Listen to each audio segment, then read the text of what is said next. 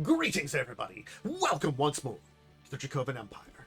Are you ready to dive back into the past and learn about another interesting CCG that once existed? I am, of course, your host and guide here, the one that will take you back in time, your Lord and Emperor to Tantasnarvan Dracovin, master here at the Dracovin Empire, and I'm ready to head back to 1995, and we're going to be exploring The Crow. Not the movie, but both based on the movie and the comic book, the CCG. This is going to be an interesting one. But before we go back in time in the portal I opened up right over here, please do remember to, hey, give some support for the channel. Make sure, if you aren't, you're already subscribed. And of course, make sure you leave your comments what you know about this game. Have you played or done anything else related to the Crow franchise? I'm curious. Would you play this game? Let me know. All right, portal's open. Let's go back in time. 1995 awaits. The Crow! Yes. So, let's start with the basics all about The Crow. It's an out-of-print collectible card game. Now, here's where interesting things come in, because there is technically, between Board Game Geek and Wikipedia, 3 companies listed. Guess what? All 3 are actually involved. The 2 that are related to the more card game version of it are Heartbreaker Hobbies, Press, and Target Games. We'll talk about both of them. And the other one is, of course, is the one more related to on Board Game Geek, which is Crowvision Incorporated, which actually is like the company behind the Crow IP. There's a lot of stuff going on here, and there is also some, like, date issues, because Board Game Geek puts it out in 94, while the Wikipedia puts it out at 95. We'll talk about it. Basically, again, it's that entire thing of there was a full release in November of 1995. They had an initial release in March of 1995, but there very well could have been some stuff released in 94 that began everything. Hey, think about in Magic Gathering, Alpha, Beta, Unlimited. Which date do you track things from? The Alpha version of the set, the Beta version set, which were more limited, or the Unlimited release that was a full release of the world. Anyway, let's explore The Crow. And of course, we have to start with this movie poster. It's for The Crow. Because as much as the comics is part of this entire thing, a lot of images were either from the comics or from the film. And if you don't know about the film, we gotta let you know a little bit about it, because this came out in the coattails of The Crow, and there have been both sequels and more pictures, and a 2024 reboot and stuff like that, and technically a television sequel. But this was 1994. It was based on the comics from 89, and it's infamous for its main star, Brandon Lee, dying. There was unfortunately a mistake with a prop gun, cost him his life. So keep that in mind when we talk about all this. But we have to kind of realize that this is the core of whatever this game is going to be talking about, is an IP, a property. Let's talk about the 3 companies. And of course, we'll start with this here. Now, this here is technically part of their little rules card, and it does show off something related to their promo, which we will talk about. But really, I want to show it off here because it shows the 3 companies here. And I'm going to start from the one closest to me and go the opposite direction, because that helps in kind of exploring this entire thing. Because of these, one of these technically exists, and that's the Crowvision Crow over on the end there. The other 2 are gone.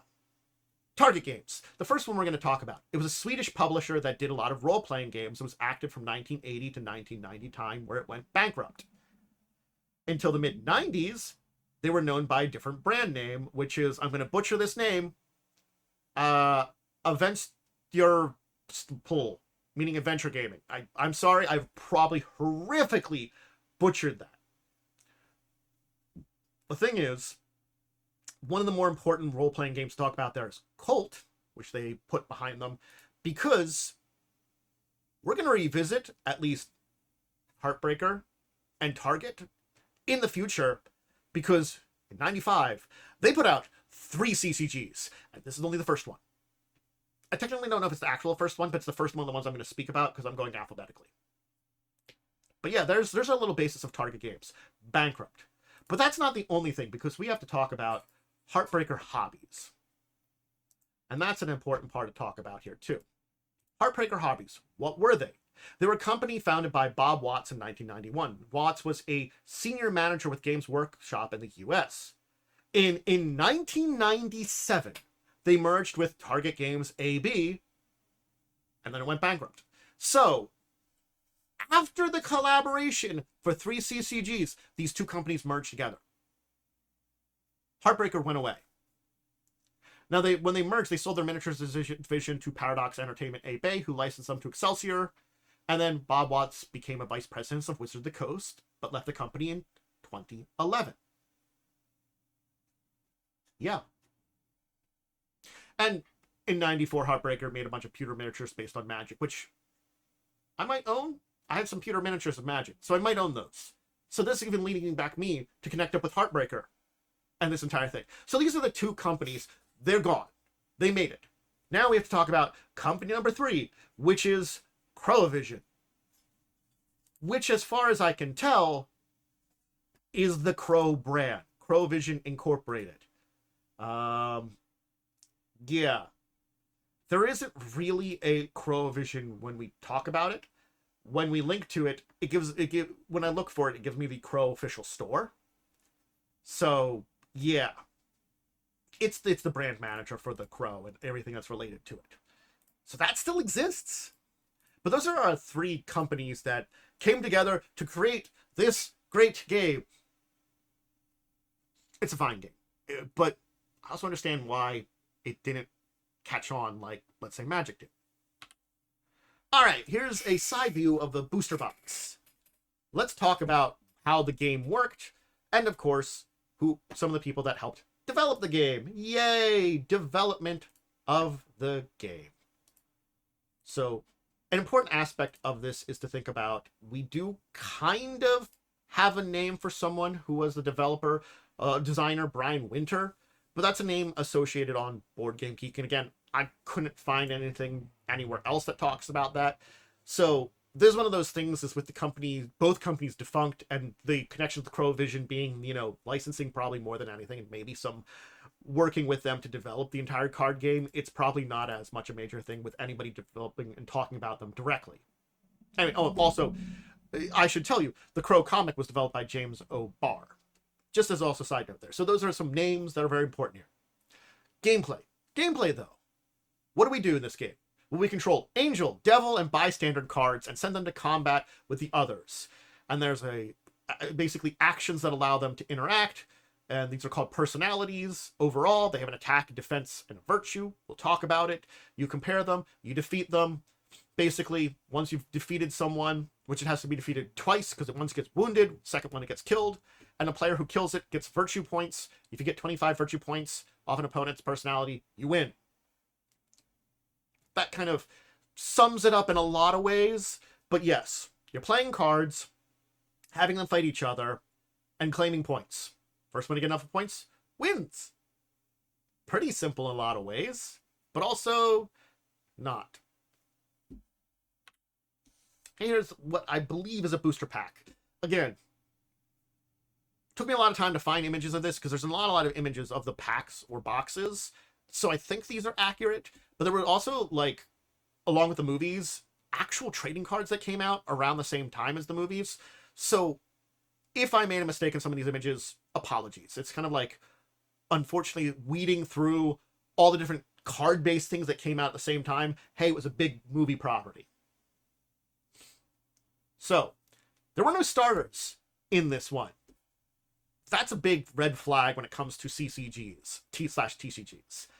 Instead, the core set had 122 cards, of which 10 were foils that had artwork from the comic. And it's important to talk about those art foils in a lot of ways because they were kind of specialized cards. They were chase cards that were counted as ultra rares. So it was really like a 112 card pack with 10 ultra rares, but they were also their own cards. So it's 122. We'll show them all. So they were sold in 15 card boosters. Yeah. There was a promo card, which we'll talk about, Confident Crow.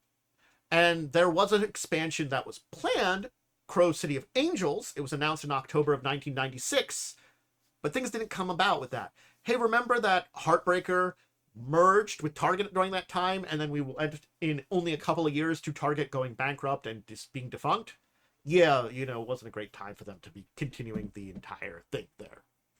Unfortunately for them. There's our Confident Crow. So this was a mail-in promo card. Yeah, you'd send a little thing in. I believe it was with $2. Just a little bit of money there. And you would get a card. When I showed you earlier with the 3 company titles, that's where it talks about it. Basically $2 in US with some shipping and handling, your name, address, birth date to get the exclusive card. Here it is. It's the only promo they had. They had you got it from Gainesville, Virginia, and the offer technically expired on March 31st of 1996. 4 to 6 weeks of delivery, and you would get your card. Thumbs up. That was pretty cool. Let's talk about the card types, because this will start getting into the game proper. I've kind of given an early establishment of everything else around it, but yeah, there's the box. When was I going to switch to that? I remember that one. Me not remembering any. Yeah. Me not remembering when I was going to switch tabs, because again, my brain's a little fried from a lot of stuff today. And a little sick if you haven't noticed it. But there's another image of the booster box showing it off there. Anyway, we'll move on from that. I think I had a place I was going to put there. Cards! Alright. Let's talk cards. This is a fun one because it makes a lot of difference and we have to understand them. There are 4 types of cards in the set. We'll start with the first one here. Angels. Angels are good guys. They have blue backgrounds. Some of them are crows. Others are not.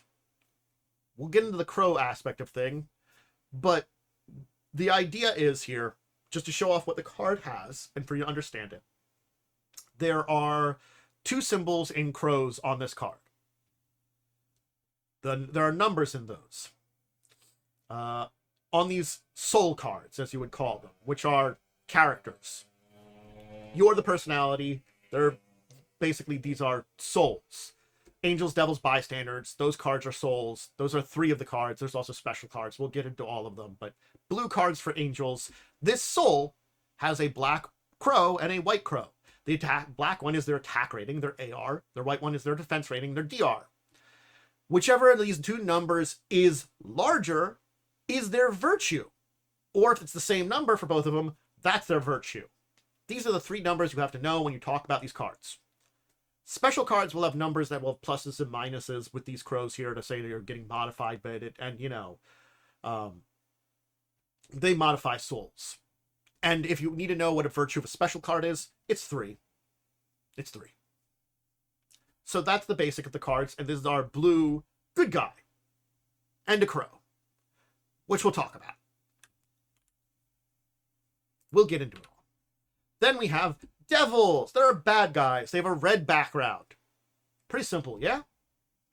We have our neutrals, which are bystanders, which are yellow background or yellow backgrounds. This kind of looks green, but again, I didn't find a lot of cards of pictures of here, and also this is supposed to be one of the cards that has some errors theoretically, but I don't know what the full error is. It's basically Alpha Arbrecht and Friend in Need, and you can't find all the cards online in pictures. Sorry, hard to find. Anyway, yeah, they're neutral. They're bystanders. The other one is special cards. Those are green. This one looks pretty green. For Blade. He's got a knife. It gives you a bonus to attack. So, yeah. Special cards make your games more involved. They have the green backgrounds. And again, everything has a picture, a title, a note. And a lot of these are movie art. With an exception of some comic art that we talked about. And that's when we get into these, which I think are supposed to be special cards, but kind of a yellow background. But these are also one of the chase cards. So it's one of the ultra rares, the crescendo. So yeah, I don't know if it's just because it's one of the ultra rares why it looks like this. Because otherwise we did have commons, uncommons, and rares in the set. But also I wasn't able to find down what the easy breakdown of what's in a pack card-wise, how many commons, uncommons, and rares you get in it, unfortunately, very easily. Not for looking around for that information. So, and also I don't know how much, like, are the ultra rares here replacing rares or bonus card? I don't know, it's in a 15-card deck. I would probably have to purchase some of these to actually dive into some of these depths at this point in time, which is also a hard thing to find in pack remains. Most of these are opened as they are now. Now to card types. Let's talk rules. Whee! Rules. All right. When we have our cards, let's start with the basics of the rules. So, I talked about it. We're earning vengeance points. Those are VP. They're basically, because it's a revenge-driven thing. The idea is that when people die, a crow carries their soul to the land of the dead. But sometimes it can be so terrible and badness happens that the soul can't rest, and the crow brings the soul back to put the wrongs right. That's the idea of the entire movie, is the main character and his girlfriend get murdered. He comes back to claim vengeance on those that murdered him. Revenge. It's a revenge kind of thing. So if you get 25 revenge points, you win the game. So Eric Draven, reincarnated in our world as the crow, to start killing, to get revenge on him and his girlfriend Shelly. Eric's immortal. He can't be killed by mortal means. Keep that in mind, because it will come up. All right. Now let's set up our game. Any number of people can play. I think that's an interesting aspect of this game. Any number can play. Before the game, you design your deck by playing from assembling cards from those that you have available. You have to have at least 60 cards in your deck, and you may not have more of 4 copies of any individual card in your deck. If possible, at least one of every 10 cards in your deck must be a bystander. Okay, so if I have 60 cards, I should have 6 bystanders.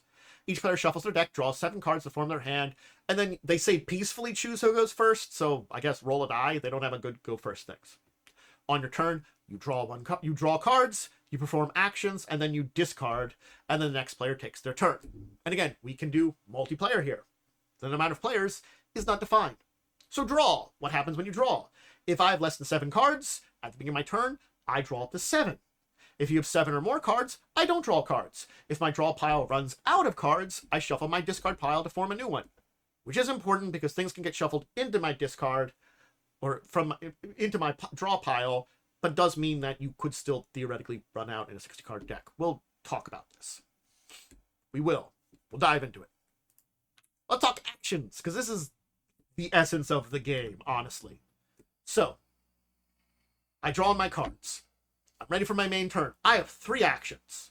Now, there are 2 actions that are defined by the game rules, and then there's theoretically other actions that exist based on cards. Basically, we've shown some cards off here. Some of them have details in their text that will give you things like extra actions or extra things to do with these cards. So basically, it's the entire thing of, here are the rules. If the card says something different than that, go with the card. Anyway, I have 3 actions, and I can combine them with any number of actions that allow it. Basically, I can't just do an action once. The card-based actions, they might have a limited use of them, but the 2 actions that we get for free as part of the rules, you can do any number of times. You can do the one 3 times, or you can do it once. You can do the other 3 times. You can do it once. You could do neither of them, but you don't keep actions if you don't do them. So if you don't do any actions, they're just wasted. You don't save up actions. So you really want to do your 3 if you can. The first thing is entering the struggle as an action. What the hell does entering the struggle mean? It means you play a card from your hand, a soul from your hand, and put it into play. That's the easy way of describing it. I'm taking either angel, devil, or bystander and putting it into play, putting it into table, ready to fight, ready to join the fray, entering the struggle, as they say. You can have any number of souls in play. You can already have an identical soul to one that's already in play. You can have multiples of the same soul on your side. They do say put your angels, devils, and bystanders in different areas to keep track of them. When a soul enters the struggle, lay the card in front of you on the table. You look at what its virtue is. You then have to discard enough cards from your hand until the virtual points of the discarded cards equals the virtue of the soul entering. So if I want to play a card with a virtue of 3, I have to discard 3 virtue worth of cards from my hand. Remember, special cards are 3 virtue. Hey, I can discard a special card to play my 3 virtue character for the cost of it. If you can't get that cost exactly, you discard all that's required. Meaning if I need 3 and I want to play this because it gives me a good ability, but I only have 4 in my hand, I got to discard that 4. And you can't discard less. You have to at least meet or exceed it in this case. Now, there are some exceptions to entering the struggle, which we'll get into, and it deals with crows. Yeah. We'll probably talk about this now, because it's probably important to talk about it now. All crow cards represent Eric Draven as the crow. Remember I showed a crow card earlier? But it's in different states of mind. Each player can only have 1 crow in play at once.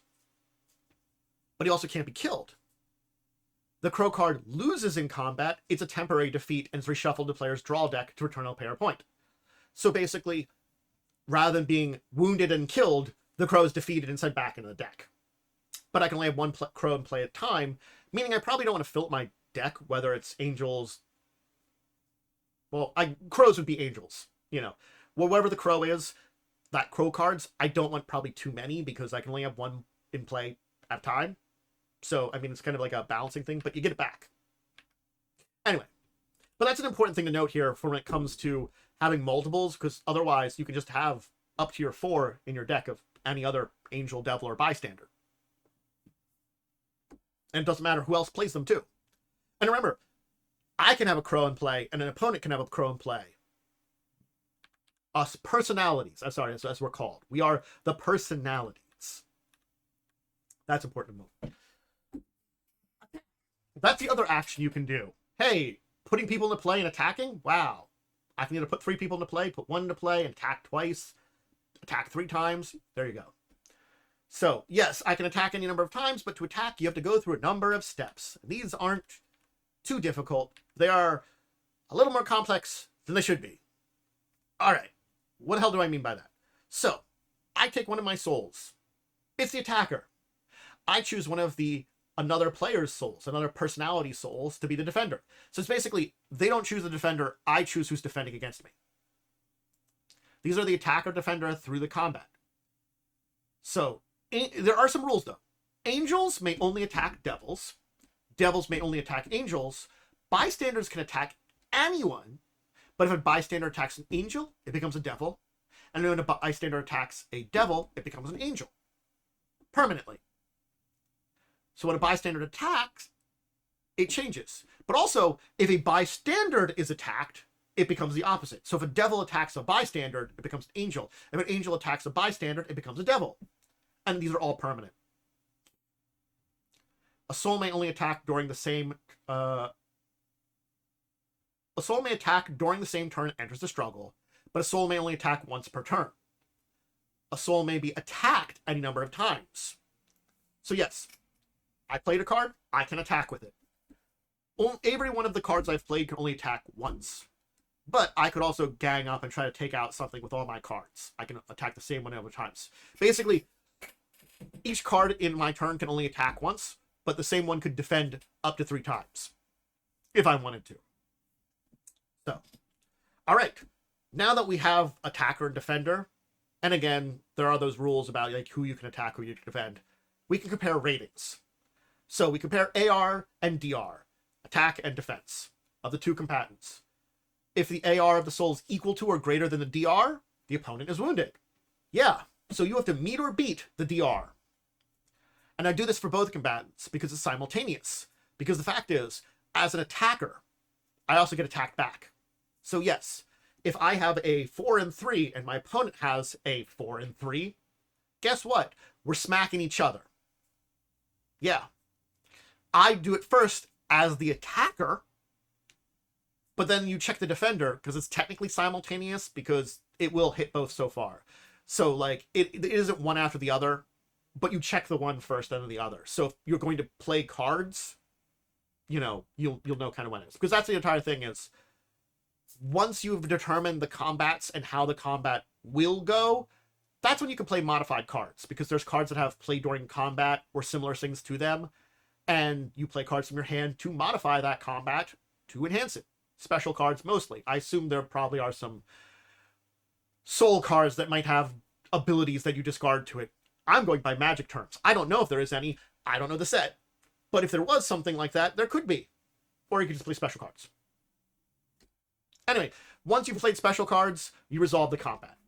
We see if any changes from special cards affects how the game plays. Like, if I've played some special cards that make me have higher defense, maybe my attacker, my 4-3 attacker going against a 4-3 defender, my defense is now high enough, it doesn't take a wound while I wound the person I'm attacking. Also, keep in mind, negative numbers are valid. A -3 will be a -3 or less. Yes. So if you somehow get modified to both being very low, it still counts. If you are wounded, you turn a soul 90 degrees. You turn it to the side. You basically tap it like in Magic. This has no effect on a soul's abilities, but if a soul is wounded again, it's killed. And if a soul is killed, basically, in combat, it's put to the side, and it counts as vengeance points. Its virtue is the amount of vengeance points gained for defeating it.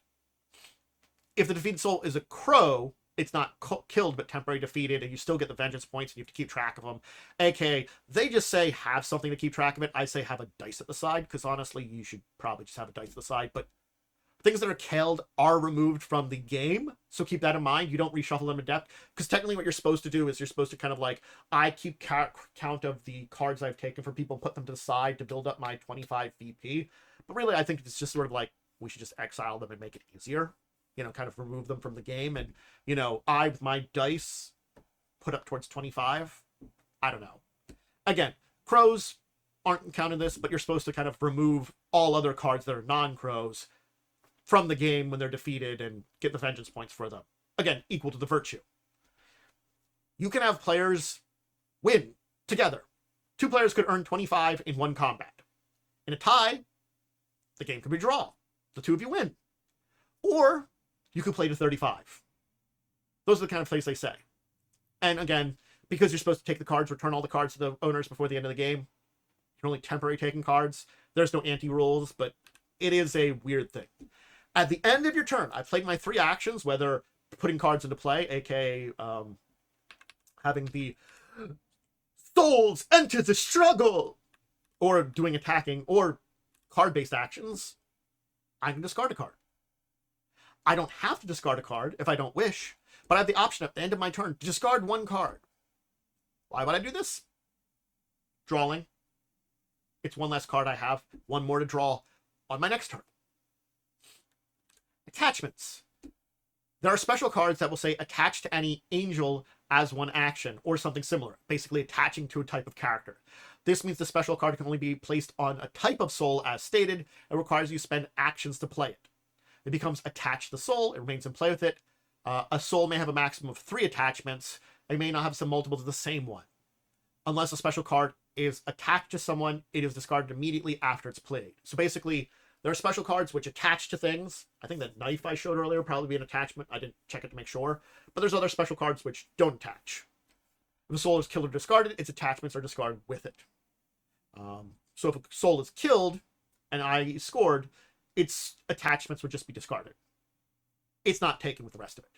And in a 2-player game, they do recommend maybe doing an all angel / bystander versus devil / bystander decks, and then switch the 2 decks and playing again to do a 2v2, kind of like trying the 2 different ones. That's only like a special match play for 2x2, or you just do a big group game where everybody has angels and devils and stuff like that, so you've got some options for fighting. And basically, in the match one, the player who scored the most VP in both games wins. There's the Crow. There's its rules. They're really simple. They're not bad, but they're simple. This was an odd one to both kind of research and discuss, because there's some interesting aspects of it, but also, like, it's simple. Like, very simple. And also, I can understand in this influx of CCGs, perhaps why the Crow as a property wasn't enough. You hoped it would be, but it wasn't. It's a kind of fascinating kind of thing that I think was very interesting to explore in diving in today.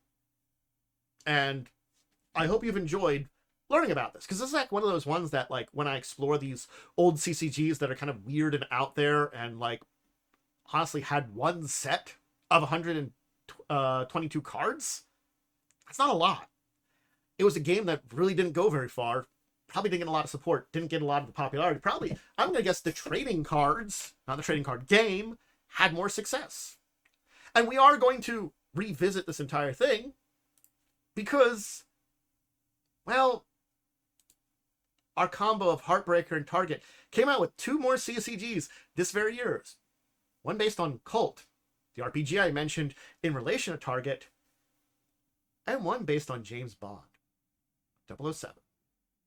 We will explore those before we finish up in 1995. November? March? Or was it 94? Early CCGs. It's a mess. This game's easy to pick up, but just simple. Has a lack of depth. Not really a lot of skill, maybe a little bit. It's interesting. It's a fine intro game, but it just doesn't have a lot to like really draw people in the long term. Not like Magic. Not like other long-standing games. And that's why I don't think it stuck around. Anyway, thank you for joining me on this weird exploration of The Crow, the comic and movie CCG. It was a odd one and an interesting one to kind of dive into. But I hope you check out more of my things. Hey, YouTube, have you subscribed? Do that. Let me know in the comics. Did you ever comics? Did you ever play this one? I honestly never heard of it. I think I saw the Crow trading cards before at some Star Trek conventions, but never this game. Let me know in those comments. And if you can do all the YouTube stuff like I said earlier, please do. But if you can also join me live, that'd be great. I'm over on Twitch. I do gaming, chatting, hang out with friends, record stuff like this. I have a live play. Also ends up on YouTube. Fall of Avanswell, Wednesdays at 8. Discussing Tabletop, my talk show. Saturdays at 6. You can also join me. You can also check that on YouTube too if you can't catch me live. I have social media linked below. Discord's the best of all of them, but any of that place, check out my schedule, what's going on, all those kind of things. Anyway, until the next time, I bid all of you out there a deep and wonderful farewell.